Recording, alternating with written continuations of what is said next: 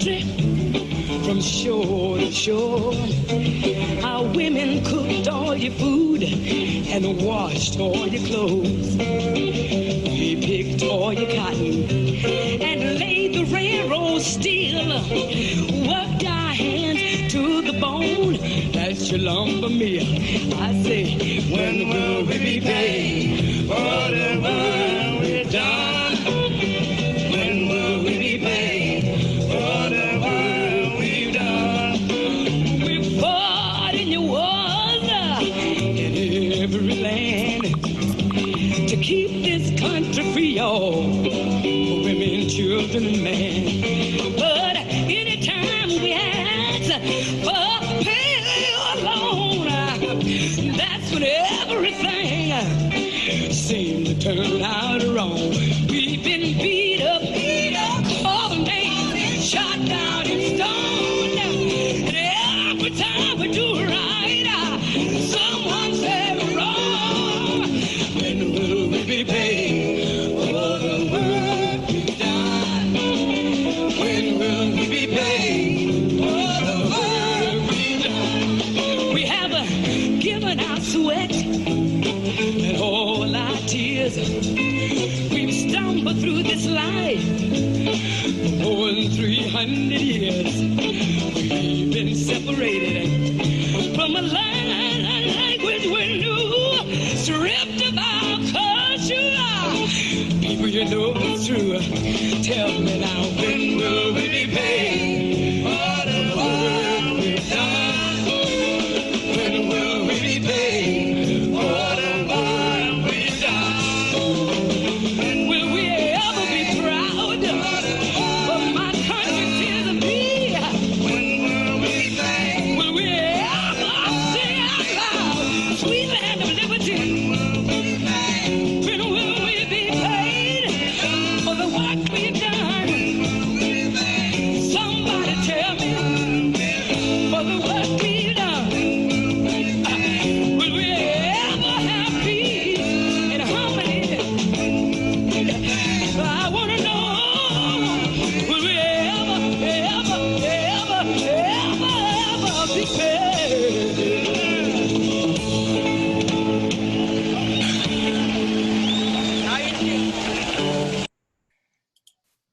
Good morning, and welcome to First Parish in Needham Unitarian Universalist. I'm Wendy Blum. My husband Dave and I have been members of the church since the mid-1980s. First Parish is a Unitarian Universalist congregation founded in 1711, along with the town of Needham.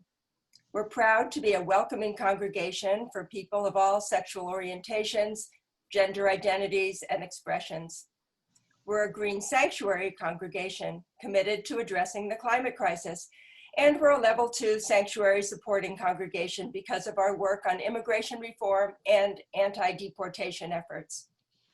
Whether you're a first-time visitor or a lifetime member, you can learn more about First Parish by going to our website, uuneedham.org, or following us on Facebook, Instagram, or YouTube. Because of the COVID-19 pandemic, we've been gathering for our Sunday worship online. So congratulations for finding your way to this Zoom-based worship service, which will be followed directly by our social hour, so feel free to stick around afterwards. Please note that we will do our candles of joys and concerns during the social hour. Our pastoral care associate of the week is Amy Chikala.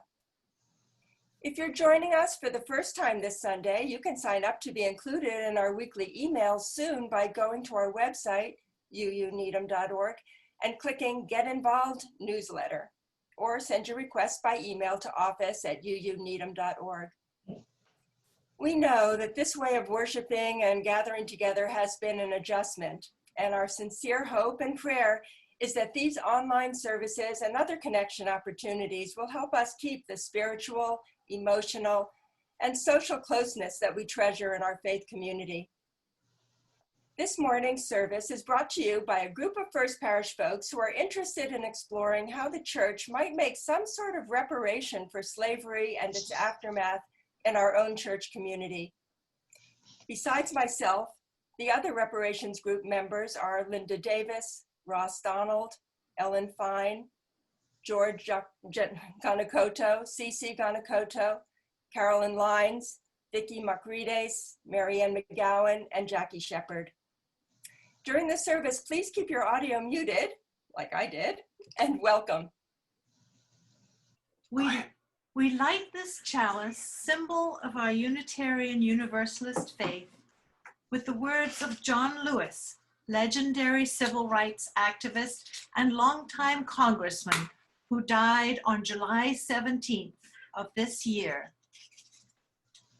Get in good trouble, necessary trouble, and help redeem the soul of America.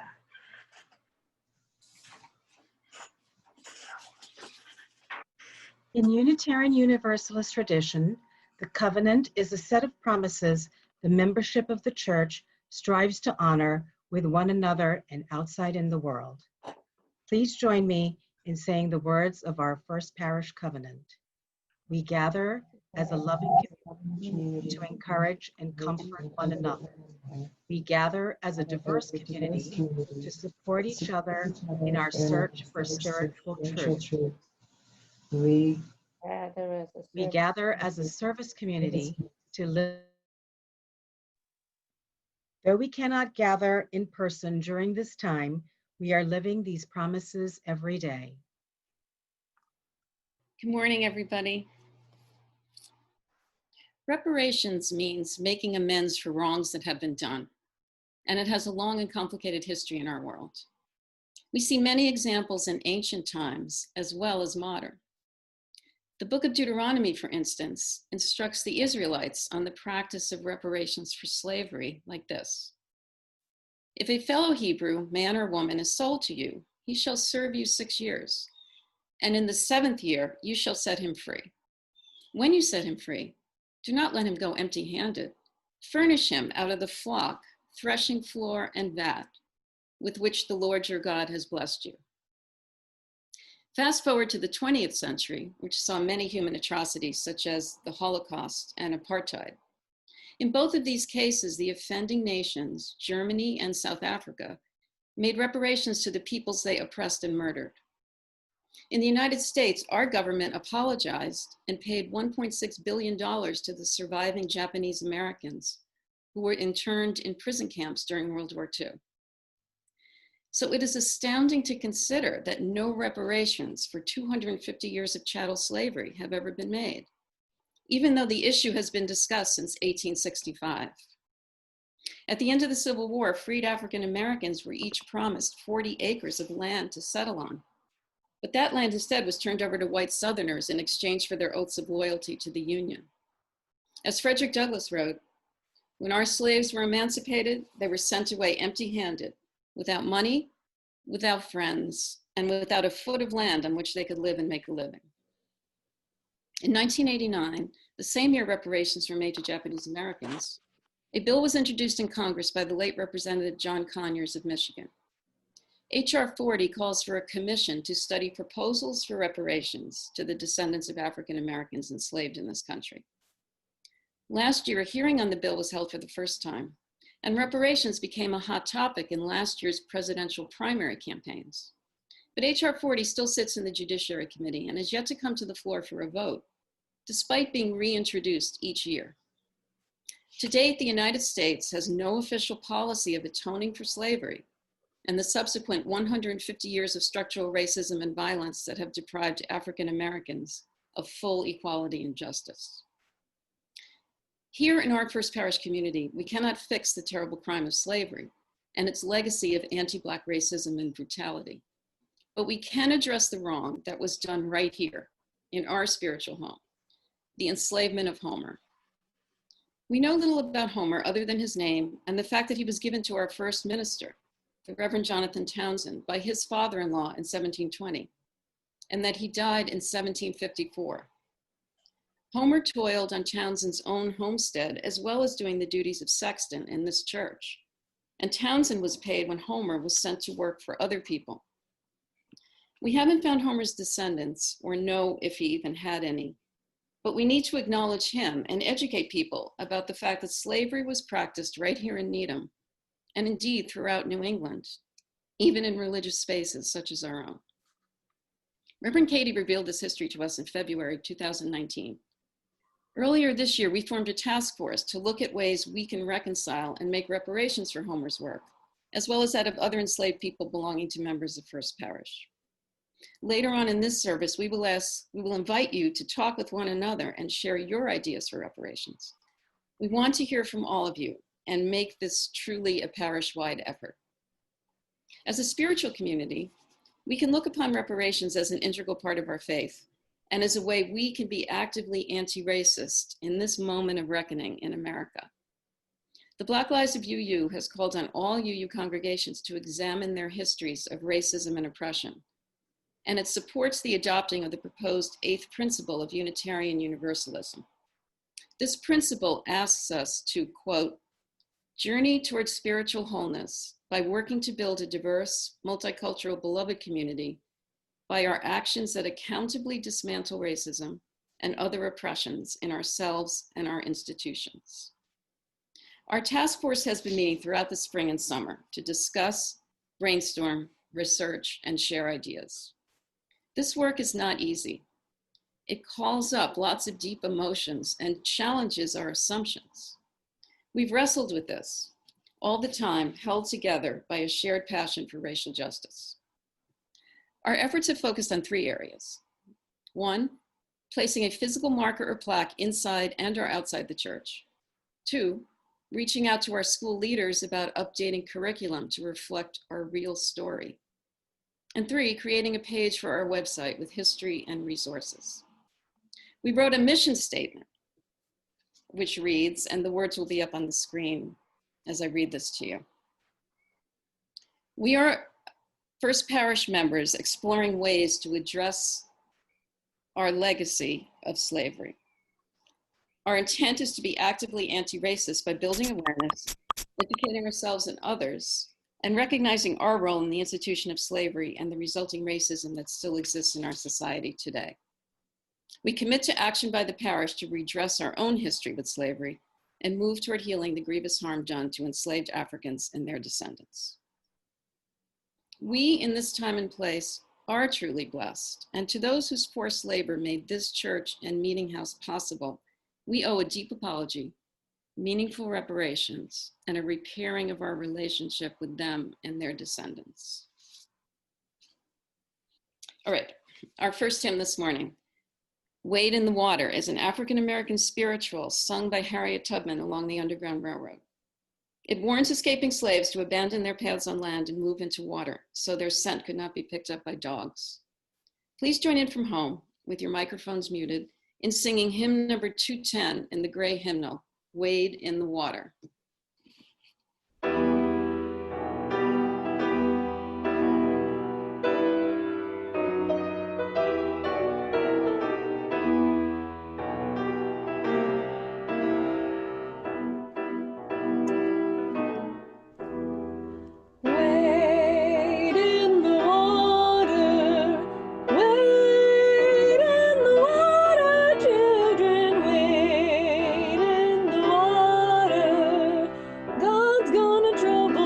Water,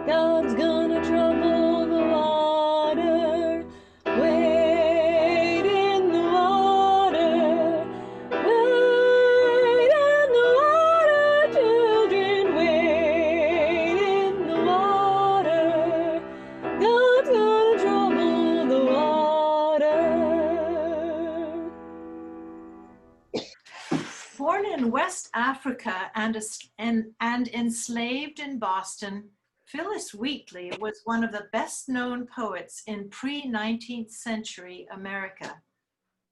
Her enslavers, the Wheatley family, gave her the name Phyllis from the slave ship which brought her, and their own last name, Wheatley. The Wheatleys soon recognized Phyllis's intelligence and taught her to read and write. She became well known locally for her poetry and eventually had a book published in England, becoming the first English-speaking person of African descent to publish a book. In 1772, Phyllis was put on trial by a panel of men who wanted to verify the authorship of her poems and answer the question, was a Negro capable of producing literature? Nearly all the men present were Harvard graduates and a majority were slaveholders. Phyllis passed the test. In 1772, Phyllis was asked to write a poem to the Earl of Dartmouth, who had just been appointed Secretary of State to the colonies. She wrote the following poem. Should you, my lord, while you peruse my song, wonder from whence my love of freedom sprung, whence flow these wishes for the common good, by feeling hearts alone best understood. I, young in life, by seeming cruel fate, was snatched from Afric's fancied happy seat. What pangs excruciating must molest, what sorrows labor in my parents' breast. Steeled was that soul, and by no misery moved, that from a father seized his babe beloved. Such my case, and can I then but pray others may never feel tyrannic sway. This congregation has been supported by the volunteer time and treasure of its members and friends since its founding in 1711. In those 300 years, this community has seen some tough times, but we're still here. This is the time in our service when we, the modern stewards of this church, offer to give what we can to build and sustain the world we envision. For the entire summer, our plate collection has been divided equally between First Parish in Needham and the Needham Community Council, a local nonprofit which runs, among other things, our local food pantry. As you know, the pantry can no longer accept donated food, but its customer list has dramatically grown during this pandemic. Our neighbors are depending on this service now more than ever. To donate to today's offering, you can use one of 3 different methods. For those of you with a smartphone, you can use our new Text to Give program. Just put in the phone number 73256 and text to that number, you need 'em, space plate, space $, with the amount you'd like to give, all in one message. If you want your money applied to your pledge, please text instead the same phone number with you need 'em, pledge 20 or pledge 21. And you can read those instructions. They'll be up on the screen for a few minutes. If you'd prefer to mail First Parish a check, please make it out to First Parish in Needham. Put the date of this service and the word collection in the memo line, then mail your check to 23 Dedham Avenue, Needham, Massachusetts, 02492. Alternatively, if you want the money applied to your pledge for either fiscal year just finished or the upcoming year, put FY20 or FY21 in that memo line instead. The last and perhaps easiest method is to use our website, uuneedham.org, to make your donation. There is a giving button in the upper right corner with a drop-down menu where you'll find an entry labeled Donate Now. Following that link and signing into your Realm account, you'll be able to fill in your donation information and choose a recipient fund for its destination, such as plate collection. Thank you for everything you were able to give to help support and sustain this congregation and the vital work of our community partners. Please take these next few minutes to give what you can and know that it will be gratefully received.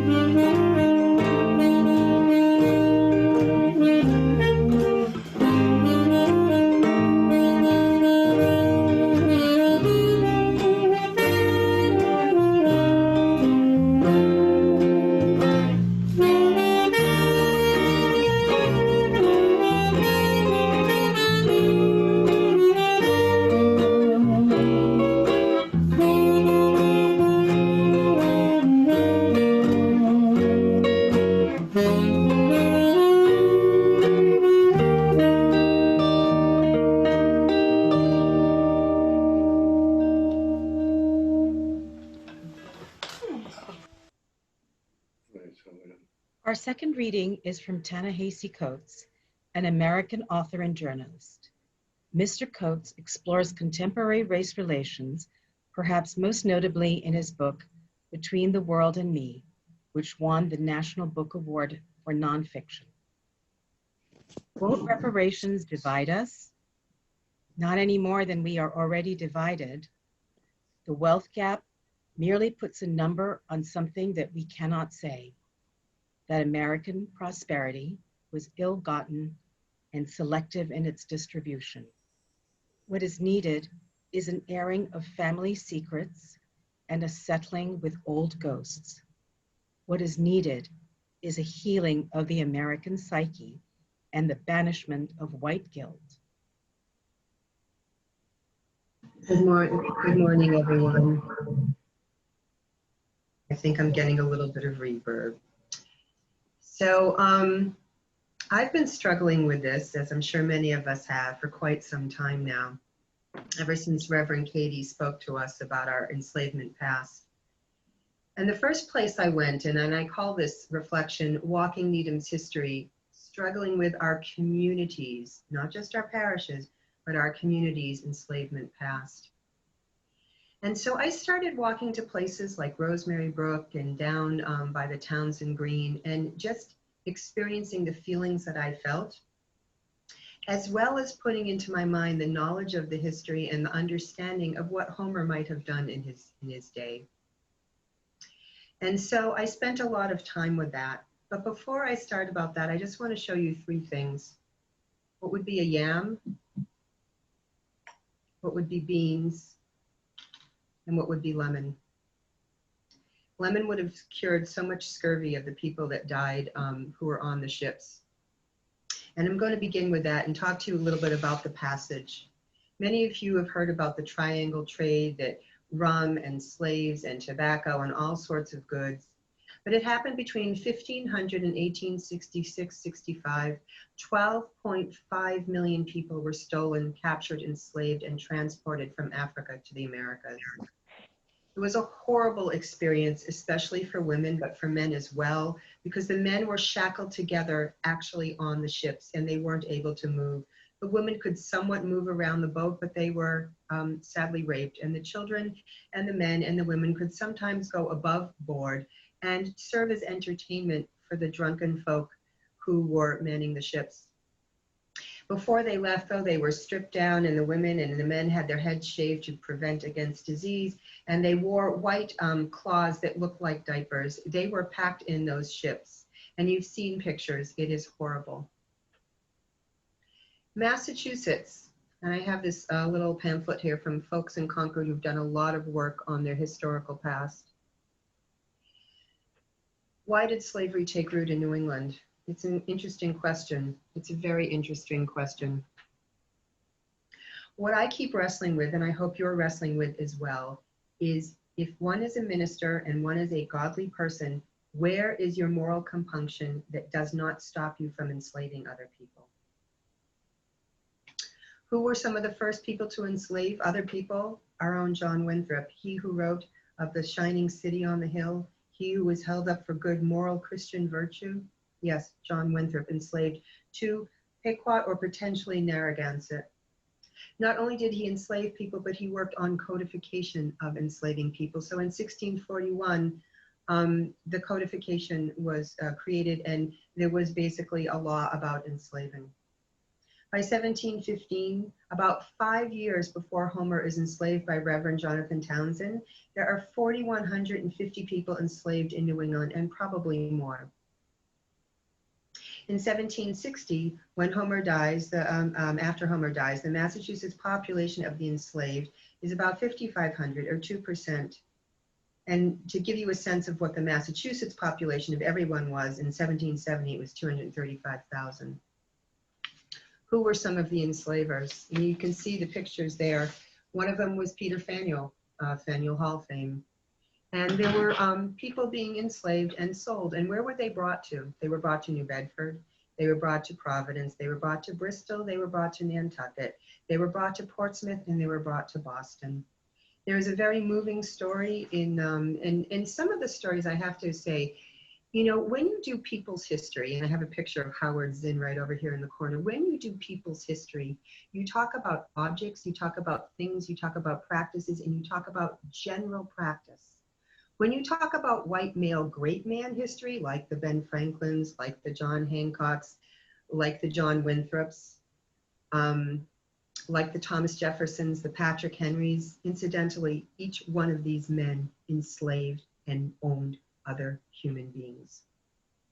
So when you talk about a general history, you get more into the details of what happens to the people, the enslaved people, the women, the indigenous people, the children, the impoverished people. So I owe a great deal of debt to Elise Lemire and Black Walden. It is a very difficult read. But in here, she talks about so many things. And some of the things I want to talk about today a little bit are who were some of the other minister enslavers.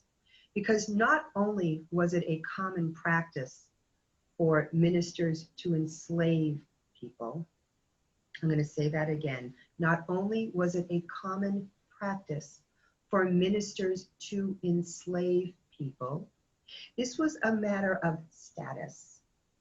Who were some of the other minister enslavers? John Winthrop, William Emerson, Daniel Bliss, all ministers.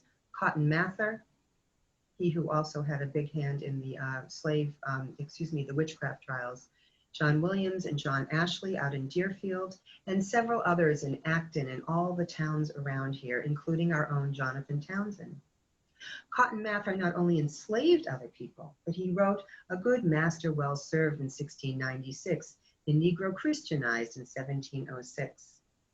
And this is the story of how his enslaved man, and I don't pronounce his name well, Onesimus, came to him.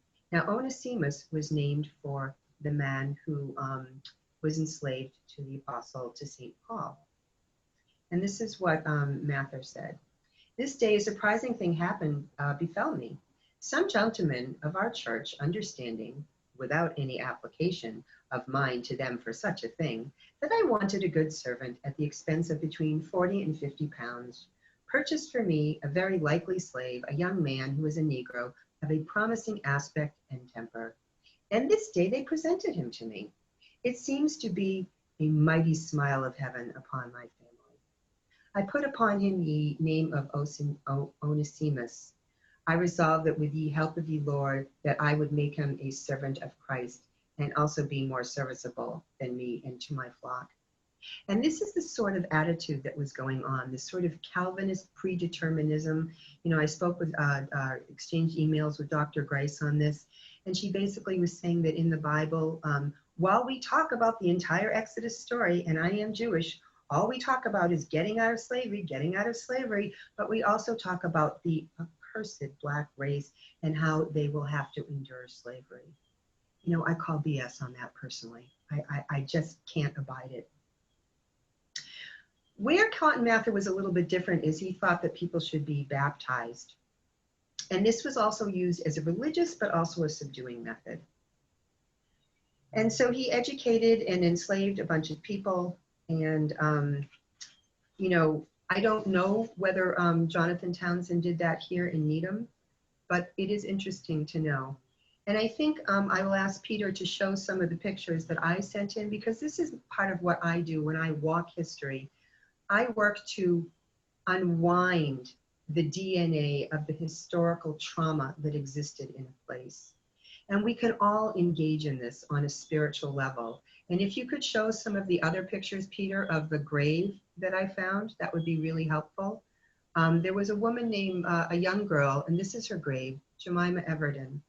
And when I was walking in the cemetery, in the Needham Cemetery, and please stay on this for a moment, what I noticed is how far this grave is from that monument, which is a monument to the Revolutionary War.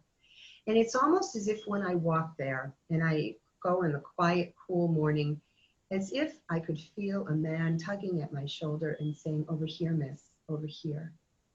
And what I saw was a grave of a young girl, 3 years old, buried in 1745, which means that she would have, and probably this grave was dug by the man who was enslaved in our church, who we call Homer.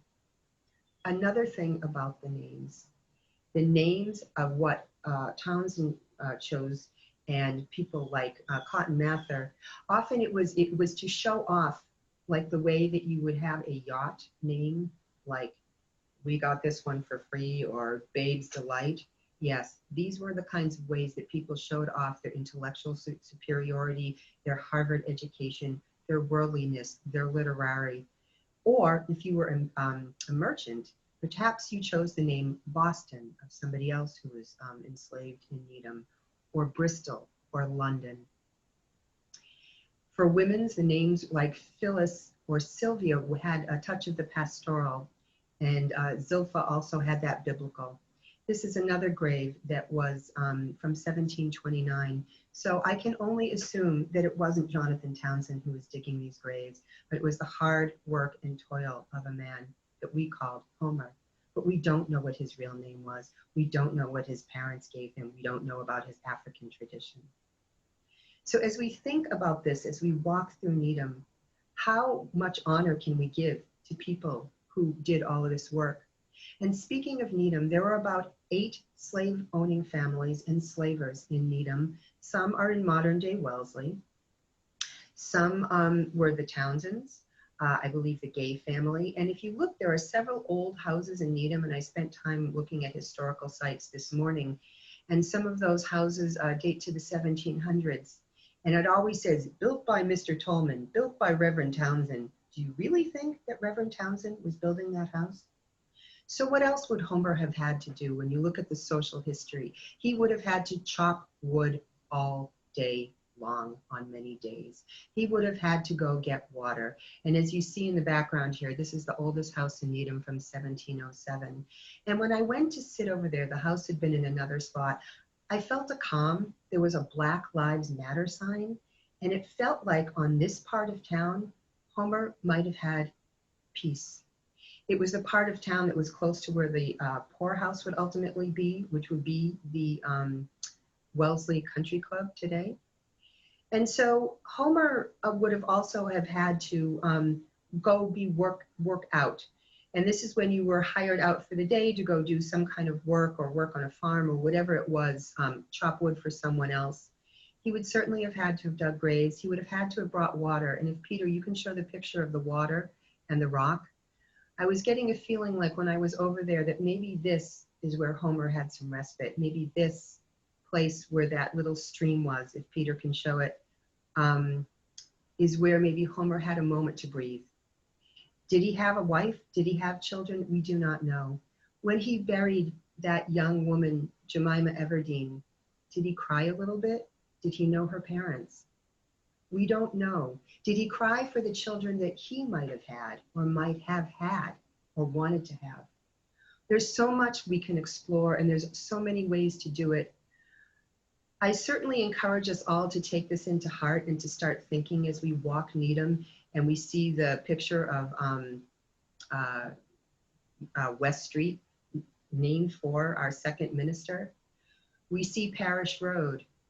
I invite us to think about how we look at these things, how we look at these names. I would invite us to look at the institution of slavery. And my ancestors didn't own slaves, and probably many of yours did not own people either. But our institution that we love and hold dearly did.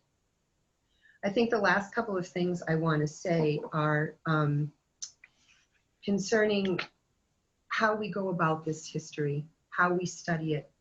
I think a really important thing to know is that right down the road, about 2 miles from where the center of Needham was then, or a 1.5 miles, was the native praying Indian town. Why do I bring it up? So much happened there. But one thing that did happen there is that many of the free Black people went to Natick at different times, and they lived there amongst the native praying Indians. And perhaps they went to church together. At many times over our history, it was either Needham or it was Natick, and there's so much going on that Dr. Grice wanted to explore about that. So I think we can look for some of that in what happened to people after they were actually took their emancipation. There were several lawsuits. Emancipation didn't come overnight like that. There were several lawsuits. There was a famous one with a woman named Mambet or Elizabeth Freeman, where she actually sued about the institution of slavery. And I think why we owe reparation, and I'm going to finish in about a minute, why we owe reparation is because after slavery ended, for the most part, we did nothing. We did nothing to help people. If you had been enslaved, sometimes you could stay on and live where you used to live and sort of be paid wages. Sometimes you got to work out. Sometimes, like the people in Lemayere's book, you ended up in Walden Woods, which is part of the reason why Henry ended up there. And you squatted and you had a very difficult life where you basically could eat beans. There is so much we could do. And these are just some of the graves of the Townsend family. You can see how elegant they are. We do not have a grave for Homer. We could spend a lot of time looking at how we can trace his story, and I think we should, and I'm willing to commit to that. I want to put you the last words I think I'm going to give to Patrick Henry. When asked about slavery, he said, "I am the master of slaves of my own purchase. I am drawn along by the general inconvenience of living here without them. I will not, I cannot justify it." I hope you join me in thinking that we cannot justify this, and we have to do something to repair. Good morning, everyone. Thank you all for being here to hear about the work of the Reparations Group. We also invite anyone who would like to be involved to contact Marianne McGowan. So far, you've heard some of what happened. Thank you, Ellen, for your powerful reflection, and some of what we hope to accomplish. Thank you, Marianne. And now we invite you to contribute your thoughts, ideals, and ideas to this congregational effort. To do that, we'll go into breakout rooms where we'll invite you to freely brainstorm ideas that inspire you.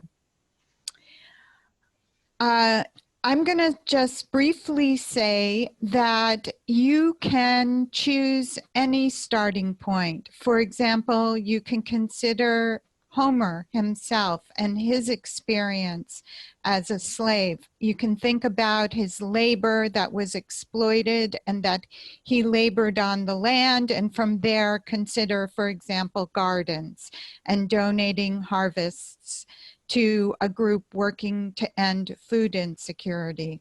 Or you can think about his losses, such as his freedom or family, or you can think about the institution of slavery and perhaps consider what kinds of actions like education or art, or it's up to you. So for reference, the Reparations Group mission statement will be copied into the chat. We'll now go into breakout rooms for about 10 minutes. Shortly after you join your room, members of the Reparation Group will come in to be room leaders. However, there's going to be a short lag before we join, so please, in the meanwhile, unmute yourself and make sure your video and audio are working. See you soon. Thank you. So good morning and thank you, everybody. I imagine that everyone is back from their breakout groups. Thank you for everyone for sharing your ideas. We'll have a few minutes now to share out all the ideas that we came up with. So I'm just going to start. I'm just going to start with calling some of the group leaders to share out some of your ideas. So why don't I start with Wendy? Okay, we had some great ideas in our group. Actually, 6 ideas that I'll just go through really fast. One is that acknowledge our history of slavery in the welcome that we do every Sunday. Put a plaque that's visible from the sidewalk acknowledging Homer's work. When we apply for our grant for community preservation to take care of the steeple, we can volunteer to give tours of the church and include that information in our tour. We can ask that the library get lots of books relating to slavery in the high school, and in the main library in Needham, maybe have a highlight table. They sometimes have topic highlight tables in the library when we can ever go back again.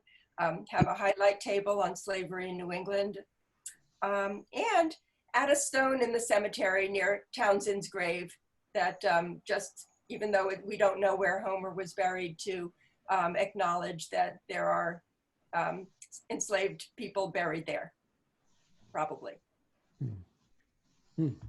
Thank you, Wendy. Next, Helen. Yes, hi. We had a bunch of thoughts. People were curious about like looking at the like individual families.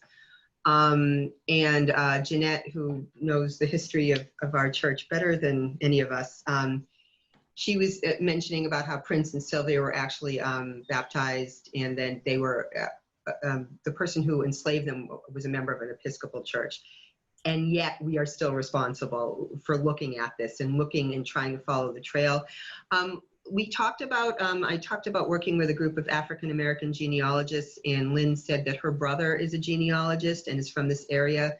So that, you know, that would be sort of an interesting tack to take, you know, if we're looking very specifically at the historical traces of what happened to the people who were enslaved here.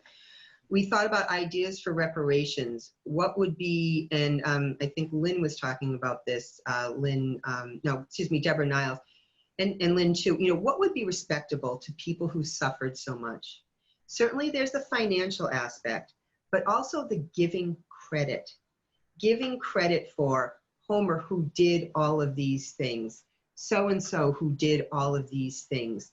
You know, I think that's really important. And then on a larger context as well. And I always want art to happen, like big art that would show this. People thought public awareness was really important, a space to walk in, you know, and we went back to the idea of the garden and maybe building things there. And then I thought this was really brilliant. And I really appreciate this, John. You know, John was wondering, like, what good will this do? Like, how can this do good to people today? And I think that that's really important to think about. And so it has to have relevancy to people today. You know, and what if people don't want to look at this, whether the families were white or Black African descent enslaved families? So what can we do? How can we tread upon this, and how can we work this in, you know, we were looking at those kinds of things. Thank you. Thanks, Ellen. And I'll just share a couple of ideas, very similar to what's already been shared. Jackie had mentioned that she was talking about some kind of acknowledgement in the memory garden, and then her grandson that she asked, who's 13, said, "I think it needs to be more public." And so it's interesting to sort of get, you know, a 13-year-old's, you know, idea. And then Amy Chikala said, yes, the whole idea is it really needs to be very public so that everyone can see it. Maybe having something that talks a little bit about the history so that as people are walking by, they can learn a little bit. And maybe it can be sort of a model, you know, for other institutions in our town to maybe start, you know, to take a look at, you know, sort of our shared history. Klaus said that something that was done in the Second World War because of the relations between Germany and France were so poor that the governments decided that they would have sister cities, and that these sister cities would come together. And I think it was more sort of enacted through like an exchange program, where students would exchange, have a chance to exchange and go to those different cities, develop friendships, and the whole idea that these friendships would begin when kids were young and, you know, develop over time and help overcome the conditions that brought about, so, you know, such horrors in the Second World War, that friendships would be developed. So his thoughts were more developing personal relationships.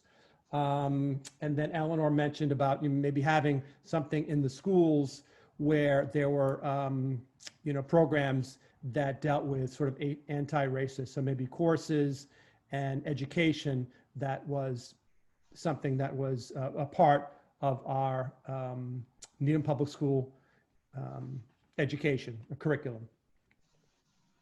Thank you. And let's see, next Cece, would you like to go next? Yes, thank you very much, George. So our group was very supportive of the ideas that the Reparations Committee had come up with, a physical marker and updating the curriculum with the schools and the website page. So they were enthusiastic about having a website page. And when we talked about physical markers, we talked about the possibility of different media, possibly getting people in the congregation together with certain skill sets to be able to come up with a marker. We, in reference to the location, like people in George's group, we're not really sure that the Memorial Garden is probably the best place, because as other groups have said before, it should be a more public declaration of what had happened at First Parish. And perhaps then in turn, I'm sure, as we just heard from somebody else, that some of the other slaves were owned by people at the Episcopal Church, that it would be a great way for First Parish to sort of start by acknowledging publicly our participation in slavery. We had several suggestions of different type of media. Helen had mentioned sort of seeing small markers leading along the pathway with some sayings and perhaps the names of the enslaved people. And the other suggestion was, possibly using glasses and medium, and we had to sort of think about what's something that would last over time. And overall, I think everybody appreciated the service. And thank you for everybody being here. Thanks, Cece, for sharing the ideas that you had with your group. Carolyn, would you like to go next?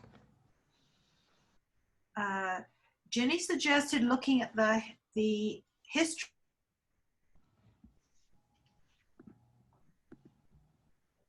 is taught, what we can add, the experiential tastes of Needham history need to be expanded. Eleanor said we could work with the Needham Historical Society, make some changes in the Little Schoolhouse program, and mention the author Grice. I think it's the author. Fill me in, Eleanor. Historical Society. Oh, okay, Historical Society. Becky suggested that we put together an online tour of go to spots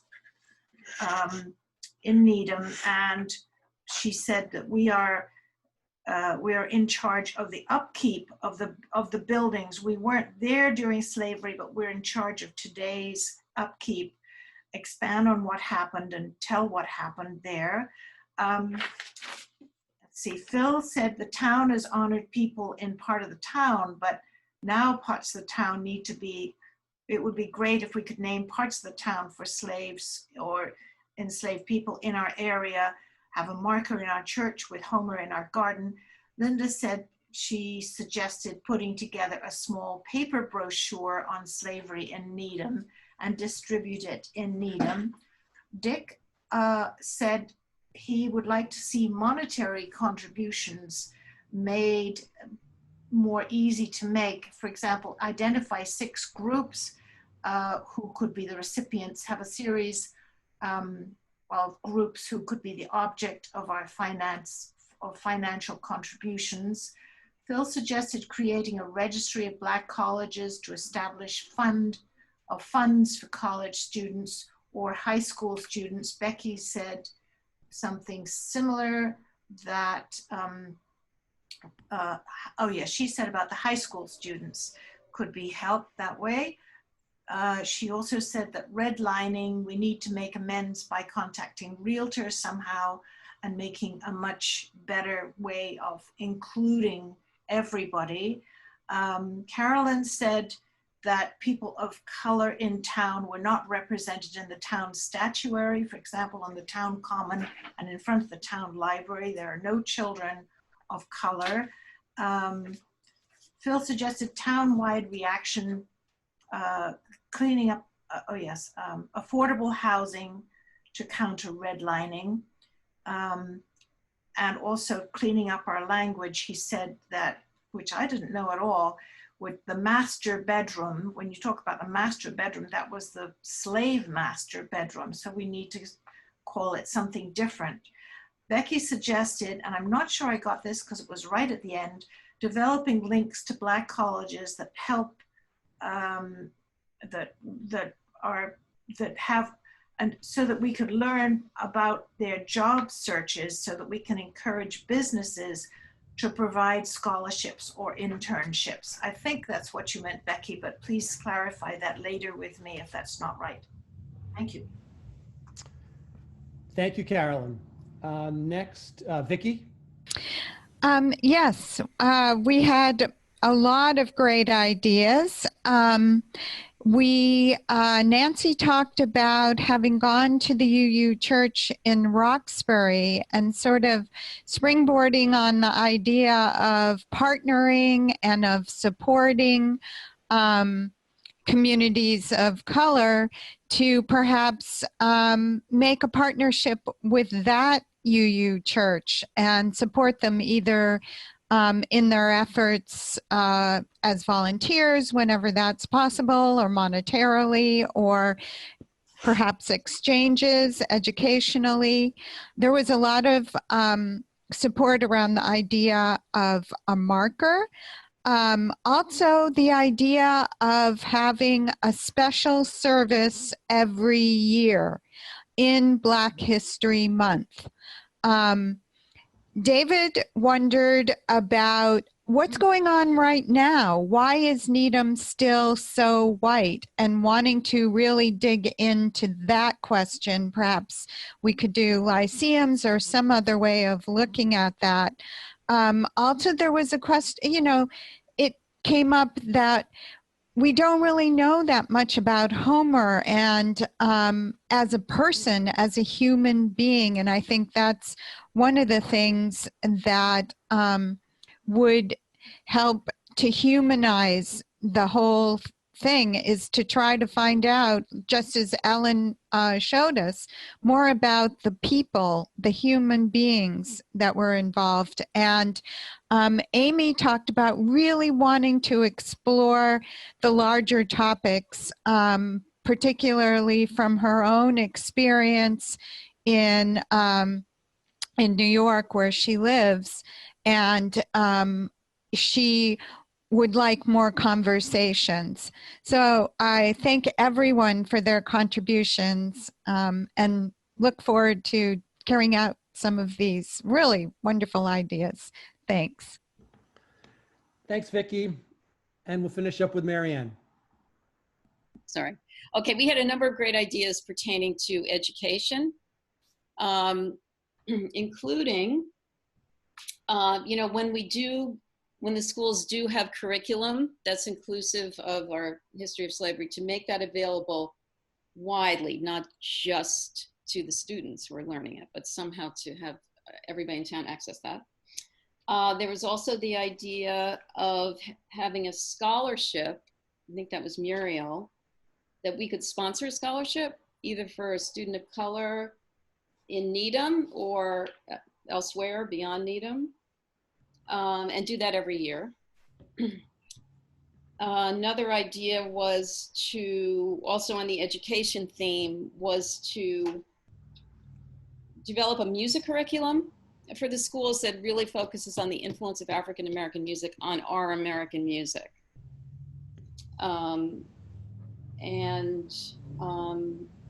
The idea of our website, really that's just going to be for us. Well, people can tune into it, but somehow to kind of try to disseminate that more widely.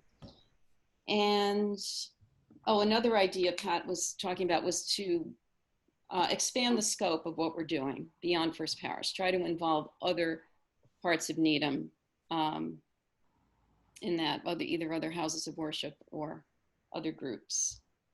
And then Ross was talking about affordable housing. I heard that come up in one of the other groups. Maybe there's some work we can do there or help. Their funding, I guess, is threatened. Maybe somehow get involved in that. So those were our ideas from group 7. And thanks to everyone for those. Yes. Thank you, Marianne, and thank you, everybody. This was something that we had been thinking a lot about, and a few people said, well, by the time they get to me, we'll probably not have any ideas left. They'll all have been shared. And it was so amazing that people really looked at this in such a deep and profound way and came up with so many really insightful thoughts about this. So having an opportunity to bring more people into this conversation is one way that we can bring light to a dark part of our town and our congregation's history. Please, we want you to share your experiences with that you had here today with people in your community, so that we can grow as a community and also build an understanding of our shared history. If there's anyone who is interested in joining, being a part of our group, feel free to reach out to Marianne or any of us on the committee. We are engaged in a journey. We have engaged you all in a journey of understanding our past. And we want to do it right. We want to take our time. We want to be contemplative, sacred, and mindful. We want to bring humanity to a person who was deprived of it during his lifetime. So thank you. We always extinguish our chalice with words promising to carry its flame in our hearts until we are together again. And I know that you and I and all of us are deeply committed to that promise, no matter how long it takes, when we are together again. As we extinguish our chalice today, please join me from home in saying those words written by Unitarian Universalist Minister Reverend Sally Jones, which is on your screen right now. We extinguish this flame, but not the light of truth, the warmth of community, nor the fire of commitment. These we carry in our hearts until we are together again. Extinguishing. I'll be extinguishing.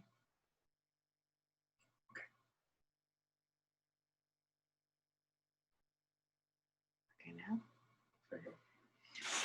Our final hymn, Lift Every Voice and Sing, number 149, was written by NAACP leader and author James Weldon Johnson and set to music by his brother John Rosamond Johnson.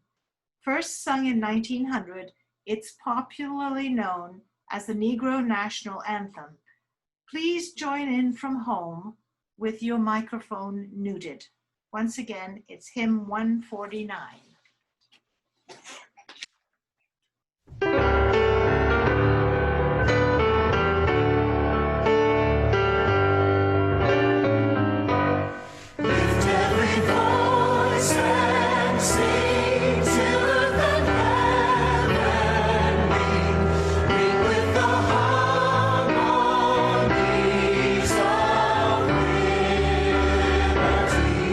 Let our rejoicing rise.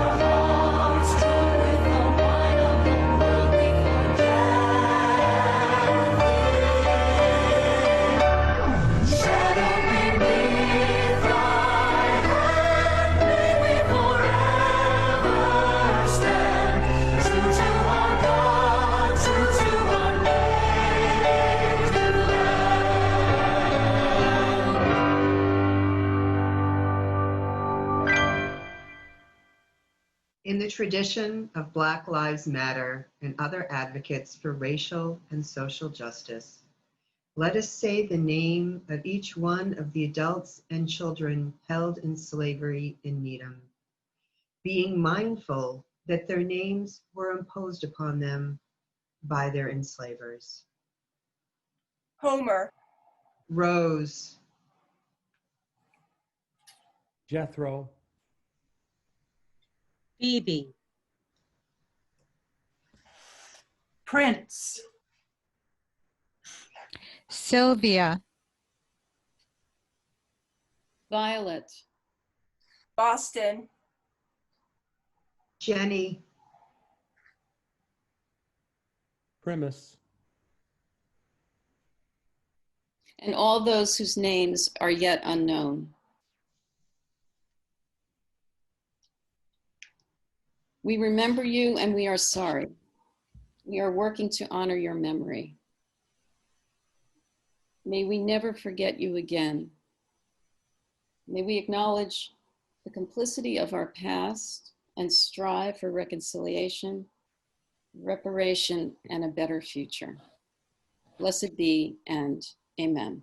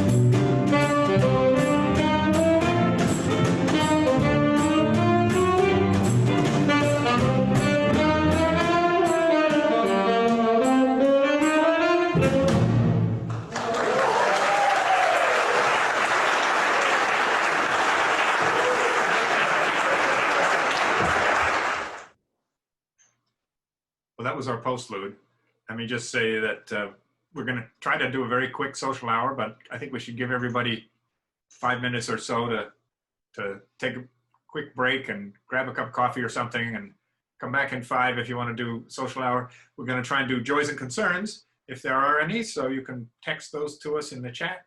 You know, come back as soon as you're ready, put yourself into, you know, unmute and gallery mode, and we can chat with each other until I'm back to make announcements. We'll be quick this time. Can we just stay on, or do we end up like having to call in You again? can stay on, just mute yourself while you go away and come back and unmute yourself, that's all. Hey, Phil, I'm not talking to anybody in my house except myself in my head, so I don't need to mute. Okay. In this time of the pandemic, I hope a lot of us enjoy our own company. But this is an opportunity to enjoy each other's company briefly. So Yes. come on back in about 5. Wait, are we in social hour right now? Let's, let me do the regular Yeah. announcements. We can get Yes, please. Yeah. Carlos here to do the joys and concerns, and then we Who's can doing the joys and concerns? I'm sorry, who's doing them? Amy. Oh, yeah, good. Okay, Are great. we starting? Yeah, let me do the announcements, and we'll get that out of the way, and then we can come back for discussions in either small groups or, and if there's not many of us left, we can just all stay together. All right, so that was a wonderful service. Thanks to the Reparations Task Force and all the work you did to it. I understand that not everybody was able to stay for social hour because it really did go longer than ever. Yeah. But we have got some things that you may have noticed in the bell notes. Let me remind you of Meditation Ministries continuing to meet on Thursday evenings at 7:30. The writing group also on Thursdays in the morning, 11 a.m. The grief and loss support group is starting up. Janet Klein and Helen Lane will begin their group September 13th. That's the very first Sunday, right after the, the in-gathering water communion. So look back in the bell notes to get the Zoom connections for those things. The building is still closed. Parish committee will be meeting in September to discuss future, decisions on that. Although the ballet school and the Needham Children's Center are open. Next week will be our last summer service with another Zoom-based service led by Kathy Livingston entitled Listening to Our Souls Speak. And after that, we'll be having our annual in-gathering water communion service. Since we can't, gather in person, we thought it might be good to try doing what we did for the flower communion at the end of this year, and that is submit pictures, photographs of water, places you've been or places you wish you had been or places you've been in other summers.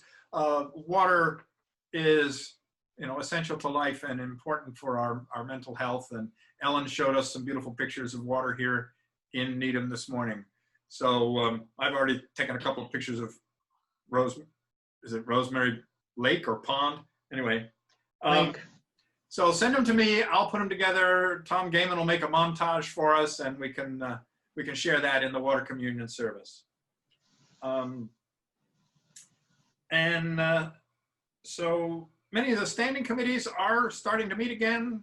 I know our worship committee has met. If you're on a committee and wondering when it's going to start up again, get in touch with your chairperson. That'd be great. In the meantime, if you need to contact the church office, use phones and email. Starting last week, Susanna was back to her regular hours.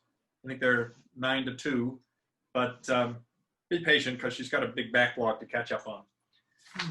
Leave voicemail or whatever. And if you need support for personal life, don't forget our pastoral care committee and our caring crew are here to help.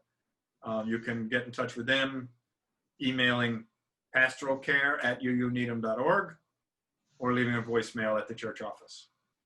So now let's have Amy Sikala lead us in our joys and concerns. If you have a personal joy, sorrow, concern that you'd like to share, put it into the chat and mention the word stone, and she can see it come up that way and share it to all of us.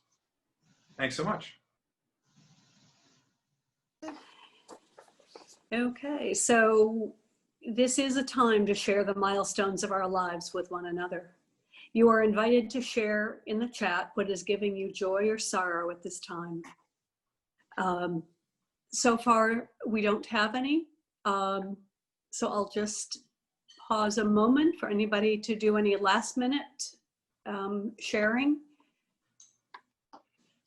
And if not, I will share one stone to honor all those joys not yet ready to be shared or concerns held still closely in our hearts. Please join for a moment of silent contemplation as we extend our thoughts towards one another.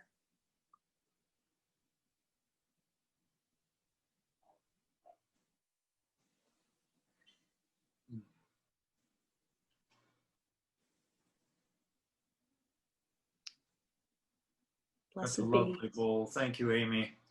Thanks. And before we go out to socialize in our breakout rooms, I want to remind you that our services are recorded. I'll do a little editing of this one to take out the beginning and the breakout rooms at the end, and maybe the breakout rooms in the middle. I'll have to see what came out in the recording for that.